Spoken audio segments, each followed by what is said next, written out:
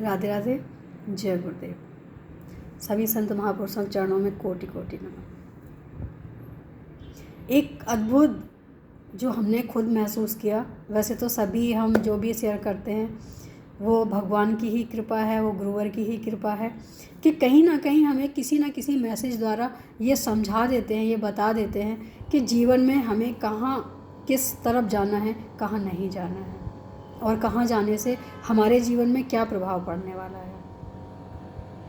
ऐसे ही अभी 2-3 दिन पहले की ही बात है, बेटे को कुछ प्रॉब्लम हुई तो बेटे को कुत्ते ने काट लिया, तो पैर में ज़्यादा ब्लीडिंग हो रही थी, तो उसको लेके गए दिखाने हॉस्पिटल।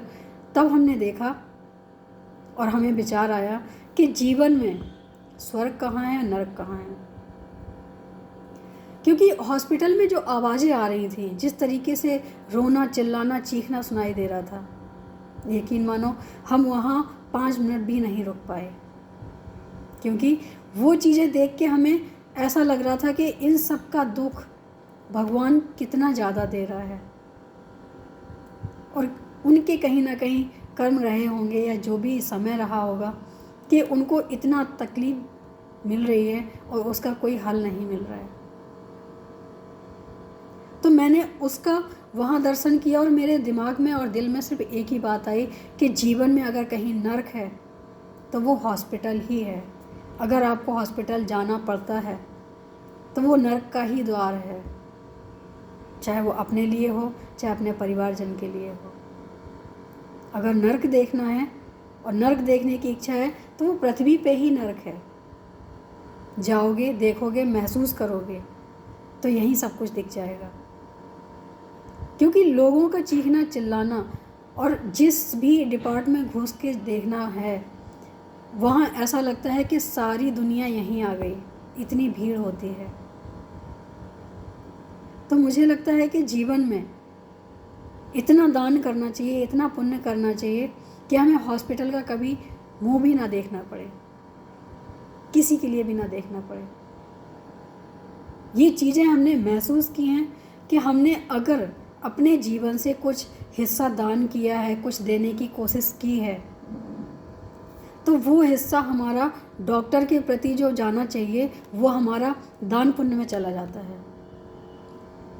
दान पुण्य को हमें ये नहीं सोचना चाहिए कि जो हमारा दान पुण्य हो रहा है वो हमें बर्बादी की तरफ ले जा रहा है, बल्कि हमें ये सोचना चाहिए कि जीवन में अगर हमने कुछ किसी को दिया है, हम अगर किसी के काम आए हैं, इसका मतलब है कि हमारे जीवन में आने वाली जो समस्याएं हैं, वो बाधाएं हैं, वो हमारे धर्म से जुड़ जाती हैं और वो हमारे ऊपर ना आके फिर वो धीरे धीरे समाप्त होने लग जाती है। इसका सिर्फ हमने अनुभव भी नहीं किया है, हमने इसको शेयर भी कितने लोगों के साथ किया है जो सुबह से उठ के दवाई से ही शुरुआत करते हैं। हमने उन्हें भी बोला है कि भगवान ने सब कुछ दिया है, थोड़ा औरों के लिए भी करो, जिससे तुम्हारी दवाइयों का खर्चा भी कम हो, तुम्हारी हेडेक भी कम हो। लेकिन कहने वाली बातें अलग होती हैं, मानने वाली बातें अलग होती हैं।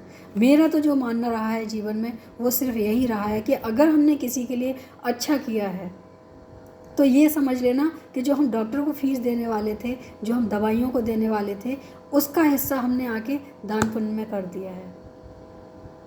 दान को कभी साधारण नहीं समझना चाहिए।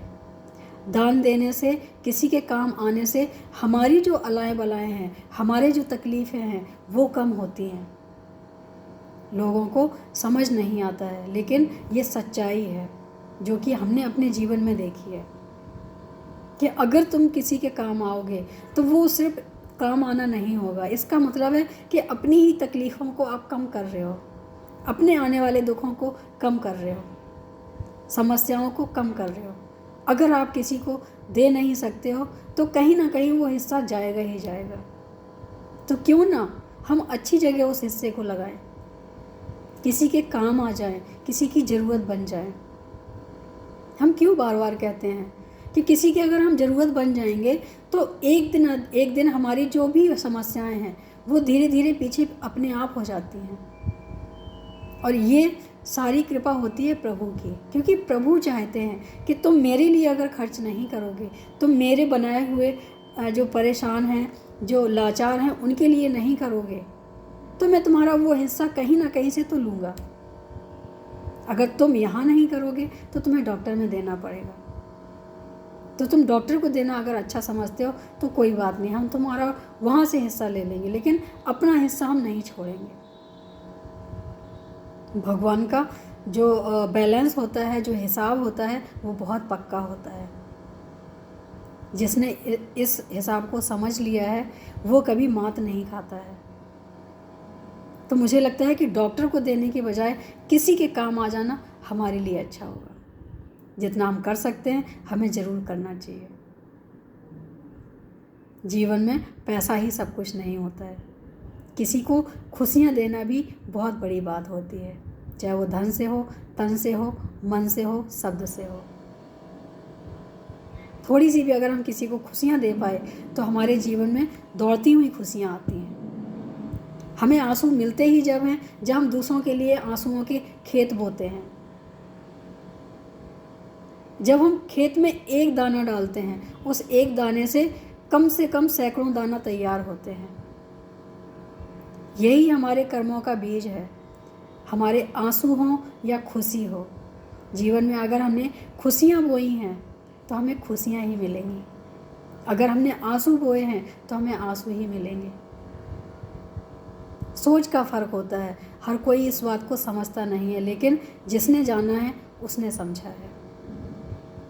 पृथ्वी पर नरक अगर है तो हॉस्पिटल है। हम ये नहीं कहते हैं कि डॉक्टर गलत हैं या नर्सेस गलत हैं, वो तो भगवान का ही स्वरूप है। लेकिन अपनी जो शारीरिक पीड़ा है, अपनी पीड़ा से पीड़ित होकर इंसान दवा खा सकता है, कुछ भी कर सकता है, लेकिन जो पीड़ित इंसान है उससे पूछो क्या तुम्हें चैन है?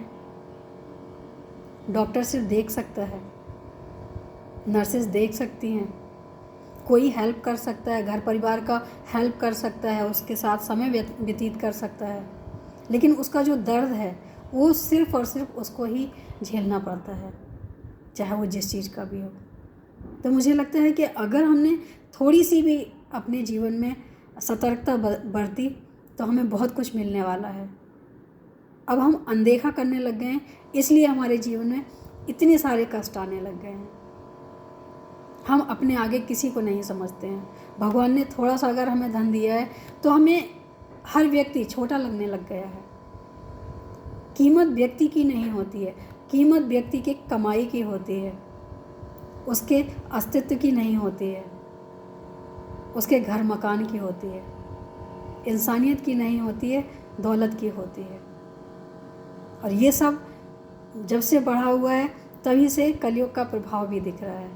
पहले इंसान को समझता था, दौलत को नहीं, इसलिए वो समय अलग था। अब कलयुग का प्रभाव ज़्यादा दिखता है। और अगर स्वर्ग देखा जाए तो स्वर्ग कहाँ है हमारे जीवन में?